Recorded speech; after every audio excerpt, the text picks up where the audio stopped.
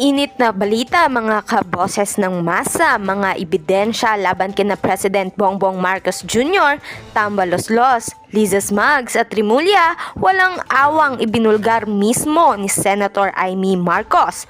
Makikita nga natin dito na ang mga karumal-dumal na ginagawa ng mga pulpolitiko na mga ito sa ating bansa. Kaya naman, dito na inilabas ni Senator Amy Marcos ang mga ebidensya na magpapatunay sa mga korap na opisyales sa loob mismo ng Malacanang, lalo na sina Kuting ng Norte, Tambaloslos at Rimulya. Kaya naman, payo ng mga netizens ay baka simulan ng pabagsakin nila Liza Smags, Tambaloslos at Kuting si Senator Amy. Kaya ang payo ng taong bayan ay bumaba na lang sa pwesto si Kuting ng Norte dahil ang mismong kapatid na niya ay hindi masikmura ang mga kabalbalan na ginagawa nito sa ating bansa. Paano pa kaya ang taong bayan?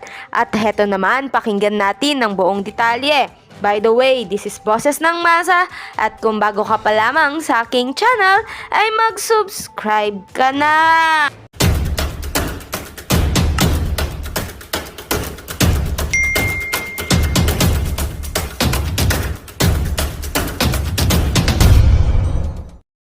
So, ayan, balitang Maharlika at Gmail. So, dun sa mga nag-aagam-agam, just check the link below. So, ito yung ating Maharlika Network page right now. Alright, we have 16,000 followers. Okay! Tuloy-tuloy na ang ating mga eksena sa banga. Kumusta ang mga hitad? Grabe. Okay, pauna muna. Okay? Pauna muna. Mga palangga, unahin natin si Bonjing. Okay? Si Boying Remulla na inaaratay na. Actually, matagal na siyang inaaratay. Alright? Matagal nang inaaratay si Remulla dahil sa kanyang sakit, di ba? Na, Lulu, Kiki, Mimi, Yaya. Okay? So, yun yung kanyang iniindang sakit, mga palangga. Saan yun? So, yun ang iniinda niyang sakit, kaya siya ay lilisan na dyan sa kanyang pagiging secretary sa DOJ. So, gusto man niyang manatili dahil syempre, masarap ang mayroong power. Pera, power, ginagamit sa panggigipit. Okay? Kung nakita niyo yung kanyang latest picture, wala pa siyang video actually. Picture pa siya, wala pa siyang live. Okay? Nakita niyo latest picture niya, para na siyang isang bulati na lang ang hindi pumipirma, oh. Parang kulang na nga lang jabao. Kita niyo ba 'yan? Oh. Oh, kulang na lang, oh. Kulang na lang kandila eh. Anyway, mga palangga.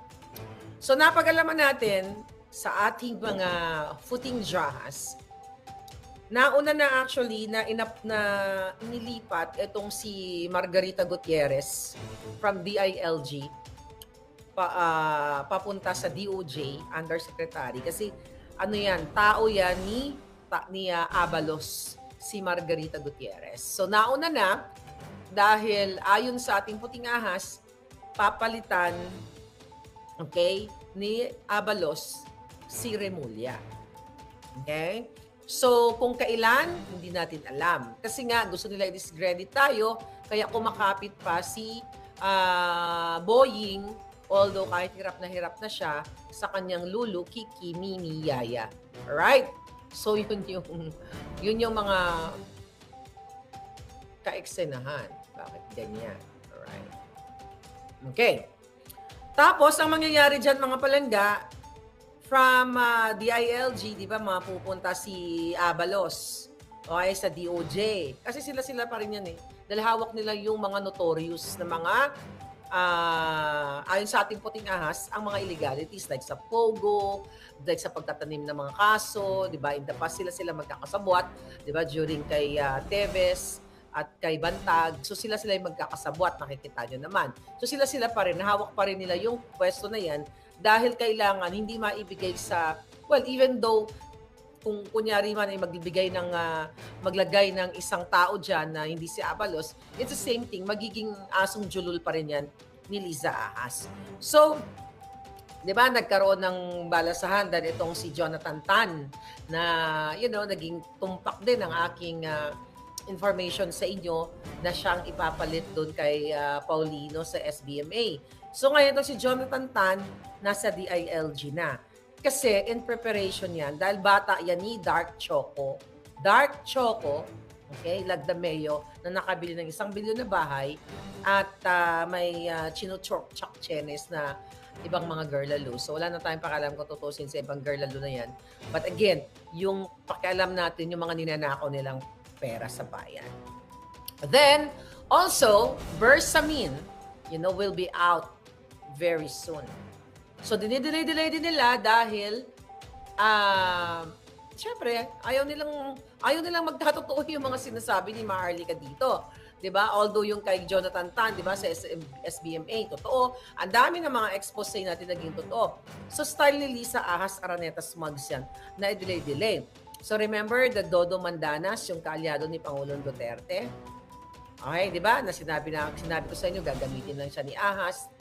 So, ayon sa ating puting ahas ay titanggap niya o tatanggapin pa lang niya dahil wala pa namang announcement yung pwesto ni Bersamin as Executive Secretary. So, papalitan siya papalit niya itong si Dodo Mandanas na ito. So, gusto ko lang ipauna sa inyo, okay? Para naman pag wala na si Bonji, nga sabihin nyo, ay narinig namin yan kay Maharlika. So, dahil hindi na kinakaya ni Boying ang kanyang Lulu, Kiki, Mimi, Yaya. Dahil karma yun eh. Alam mo yun? Sinisingil ka na ni kamatayan. Saan ganun eh.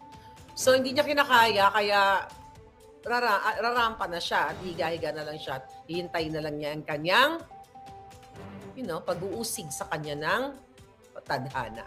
Alright? So, yun yung aking bonus sa inyo na inuunahan natin ang mga eksena sa Malacanang dahil nga syempre meron tayo mga juting jahas.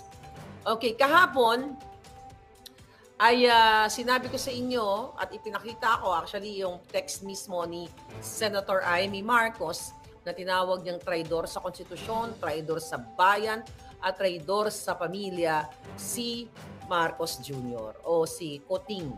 Alright? So matindi po ang ngayon, ang eksena dahil nataranta si Lisa Asmugs at si Kuting dahil lumabas nga, ito una natin pinalabas sa ating channel, yung statement ni Senator Amy. Although hindi pa siya nagsasalta orally, verbally, hindi pa siya nagsasalta about it. And I hope marinig natin, nataranta itong magpamilya at naloka din sila kung paano natin nalaman ang pamilya ni Martin Romualdez, yung kanyang tatay at yung uncle niya, 'di ba, si Kokoy at si Beho Romualdez na ever since traidor na pala yan sa pamilyang Edralin Marcos. 'Di ba? Traidor na yung dalawang yan at even the Marcos Sr. nga, sabi ko sa inyo kagabi, ay galit na galit yan. Kaya no wonder, kaya si Senator Amy ay binoboljak niya ngayon itong kanyang pinsan at sinasabi niya, talagang lakasan ng loob na siya ang nagbigay, nag-bribe, nagsuhol, ninakaw sa pera ng bayan.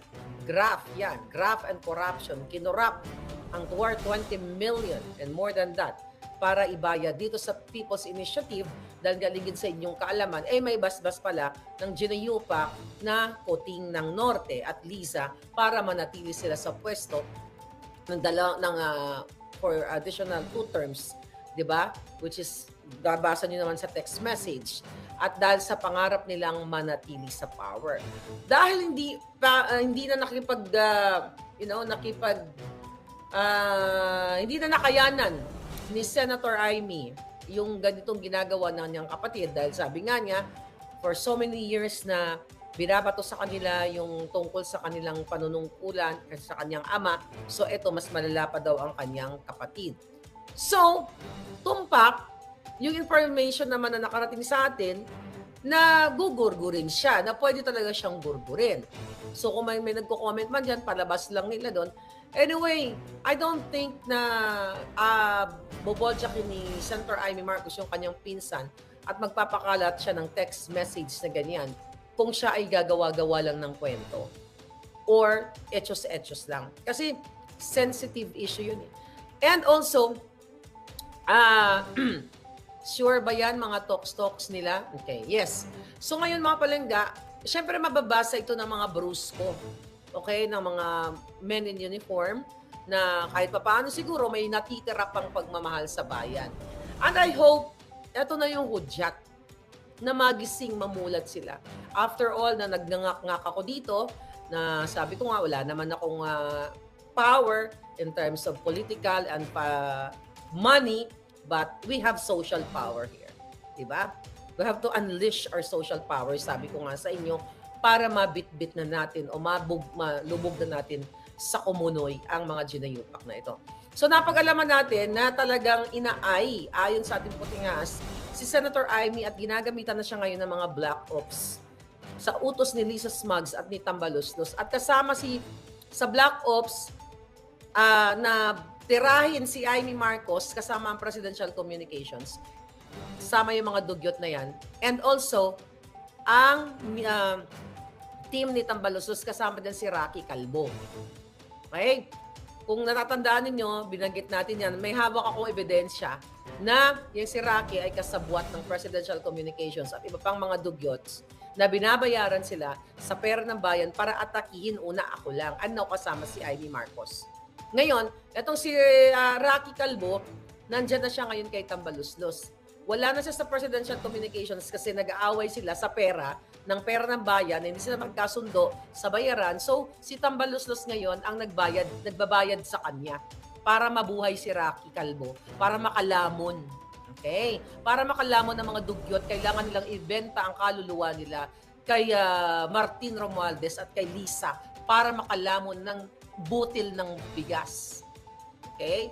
Samantalang kayong mga OFW, kayong mga tindera sa palengke, kayo ay marangal na kumikita dahil sa kahit hirap na bilhin ang butil ng bigas, lumalaban kayo ng parehas. Pero etong mga tao sa gobyerno at ang mga dugyot, mga asong ulol, ay patuloy silang lumalamon gamit ang pera ninyo. Hindi sana kung okay na sana kung sweldo, pero ninanakaw nila sa inyo. Okay? So ngayon, tignan natin, sabi ni Raj, tatakbo kaya nag-iingay si Amy Marcos. You know what? Yes, hindi ko alam kung tatakbo siya pala. So, posible yan. But the point here, mga palangga, titignan ninyo, na sabi ko kahapon, hindi naman ganun kadali magsabi sa pinsan mo at sa kapatid mo na traidor na ganyan, tapos kukunin ng media, di ba? Yung mga sinabi mo, hindi ganun kadali. Kasi ako, to be honest with you, even before pa na nagsalita ako, kinukuyog ko na talaga yung mga taong kakilala ko na nakapaligid kay Senator Amy. Binobolja ko sila behind the scene. Kailan magsasalta yan si Senator Amy? Pupuruan namin yan. So, yung mga ganon. So, ito na nga, nagsalta na nga ang lola mo, di sige. So, titignan natin. And nakarating sa atin na ang sabi ni Senator Amy, natanong siya kahapon ba yon? Kung pupunta daw ba siya doon sa rally, ang sabi niya, hindi daw siya pupunta doon sa ginagagong, it's not bagong Pilipinas, kundi it's ginagagong Pilipinas nitong kanyang kapatid na ito. See that?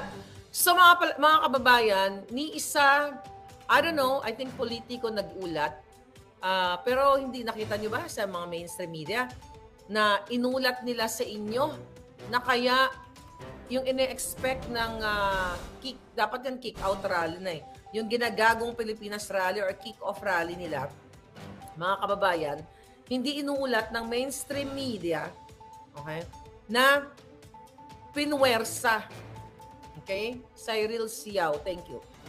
So, pinipwersa ang mga ahensya, okay?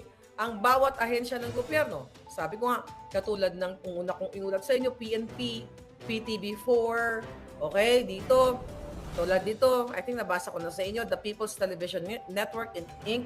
will be supporting the Bagong Pilipinas official campaign kick-off rally. Okay? At Carino Grandstand. In this regard, all division heads are advised to submit a list of names of a maximum of 10 representatives to the personnel section not later than January 26.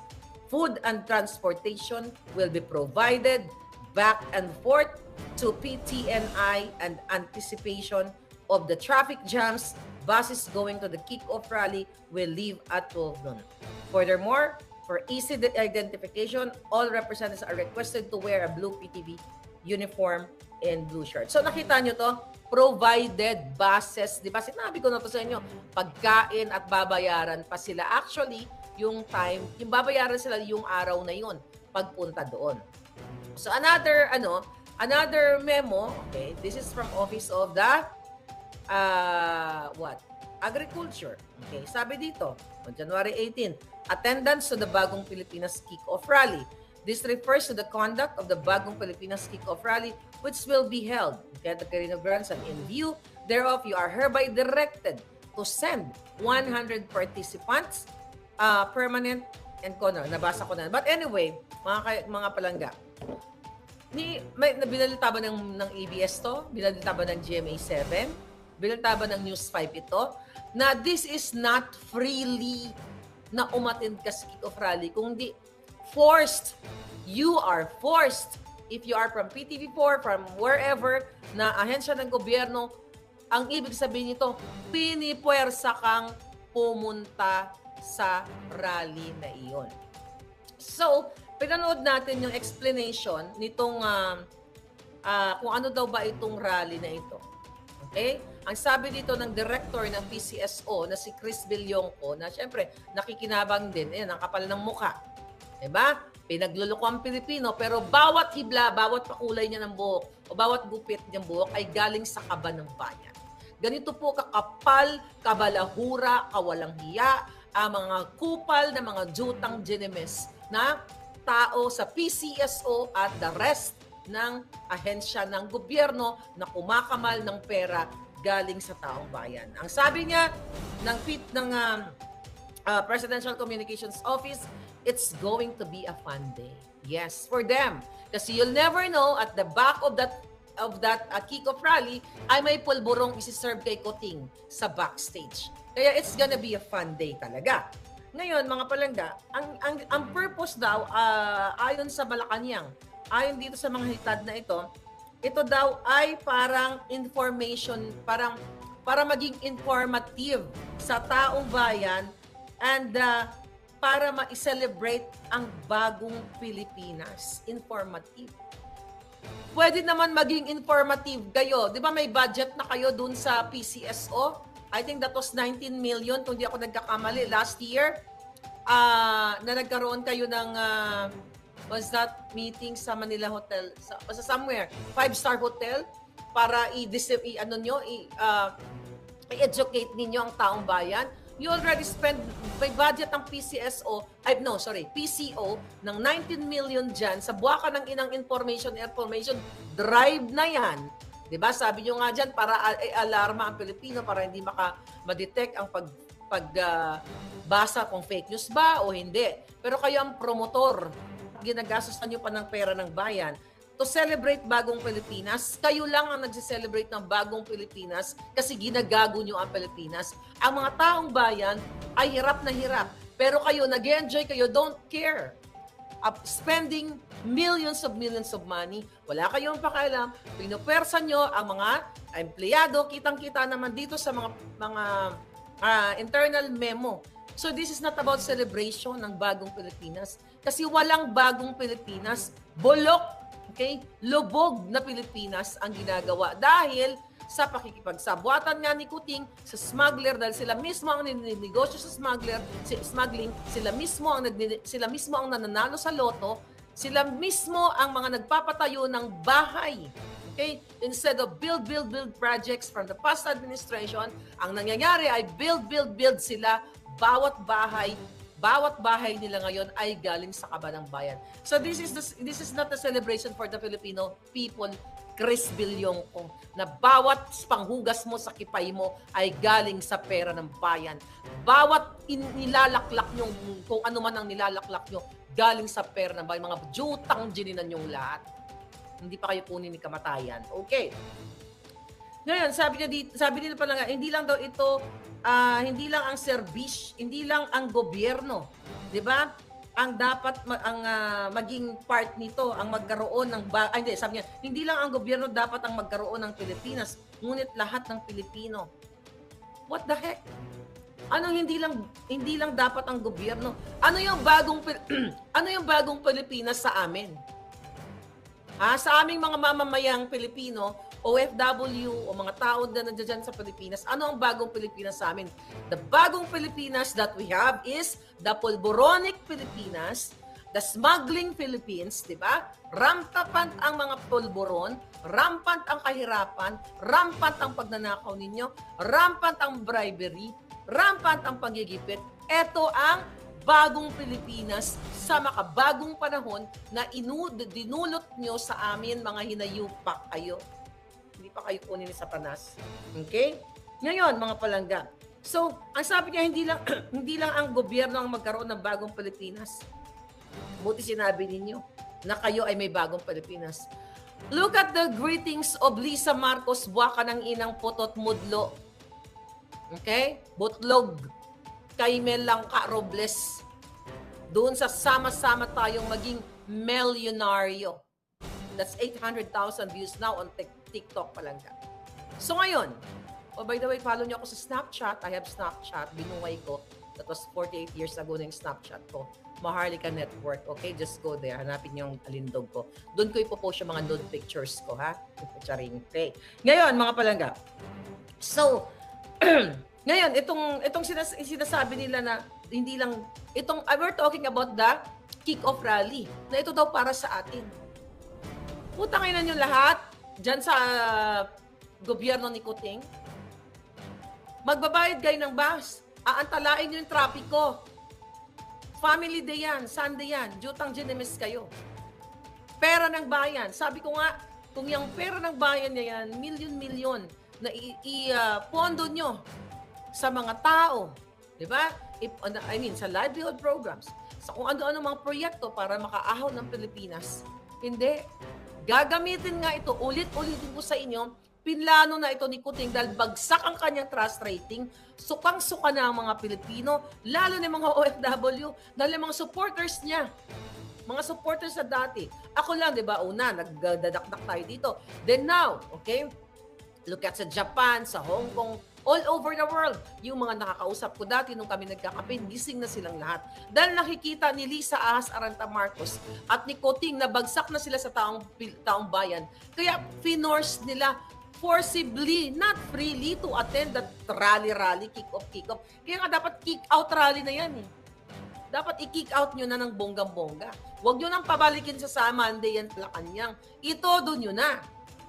Diba? Hilain nyo na pa, balik sa Kumunoy. Okay, ngayon, mga palagap.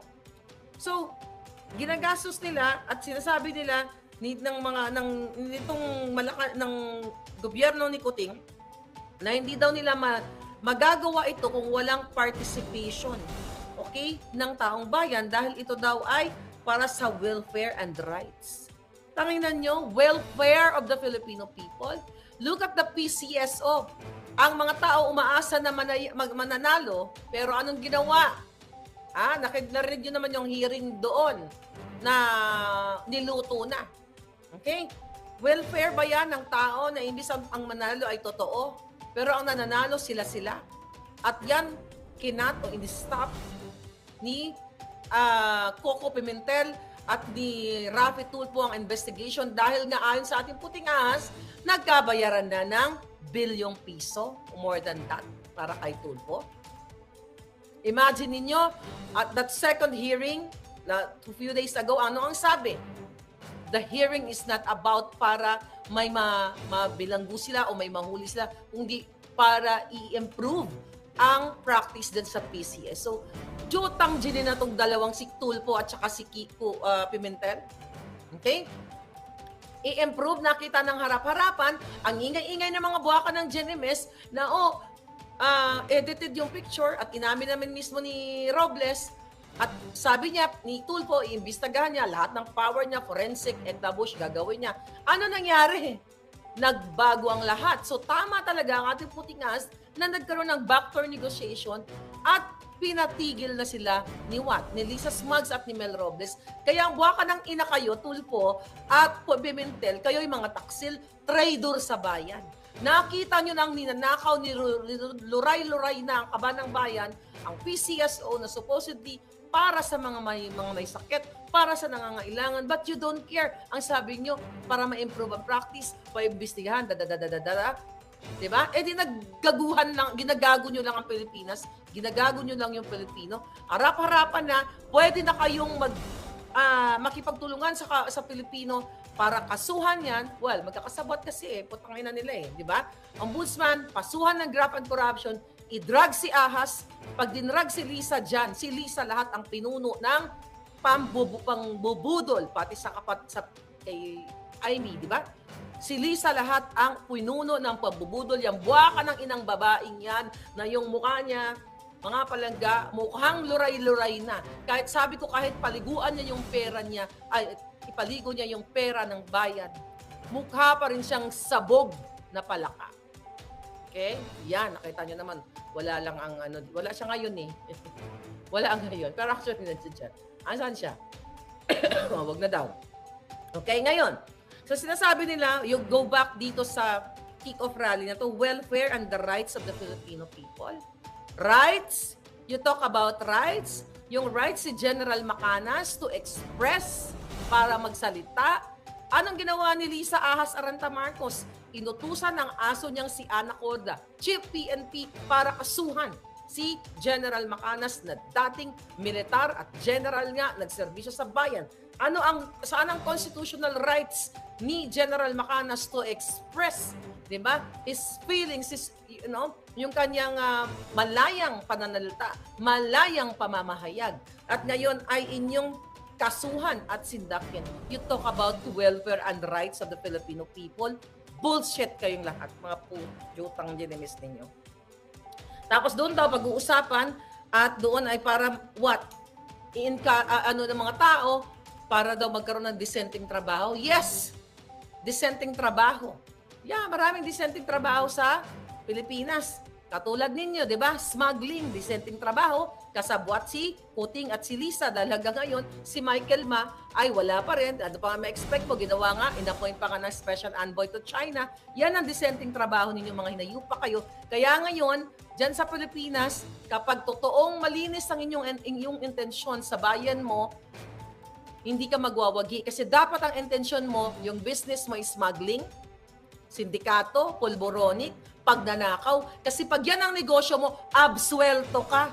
Katulad ni Lisa, di ba? If you can deliver money to Lisa Ahas Araneta Marcos, absuelto ka, puprotektahan ka niya. Katulad niyan si Arjen Nieto, si Taning, tignan mo, vlogger na sipunin, na uhugin, di ba? Nakita niyo yan, nagngingikil, nang-i-scam ng tao, paaral ni Lisa sa London. So kapag marunong ka, mag-kiss-sakipay ni Lisa Smugs at mag-deliver ka ng pera, then pwede kang mag-aral sa London katulad ni Arjen Nieto. Yan ay patotodan, yan ay isa sa mga nakikinabang sa loto. Yan, kailangan sindikato kayo sa Pilipinas para magwagi kayo. Katulad ni Acorda, dapat makipagsabwatan ka sa mga Chinese na sindikato para absuelto kayo at papalakpakan pa kayo ni Lisa Smugs. Itong kick-off rally na ito, palangga, pangbangga ko lahat sa mga expose natin, tandaan ninyo. This is about tungkol sa atin lahat. Dahil nakikita nila na ang social media ay bagsak na sila. Kahit pumunta kayo sa social media account nila, tignan mo si Kuting pag nagbablog, marami pa nagbablog, pag nagsasalita, marami pa ang live viewers natin. Ibig sabihin, yan ay pamantayan na sukang-suka na yung taong bayan. Tignan nyo mainstream media dyan. Millions of followers. Pero tignan mo mga views nila kasi alam ng taong bayan. The new media is the social media. And the social power na sinasabi ko na meron tayo, yun lang. So we're not gonna stop here, darling. Hindi tayo titigil.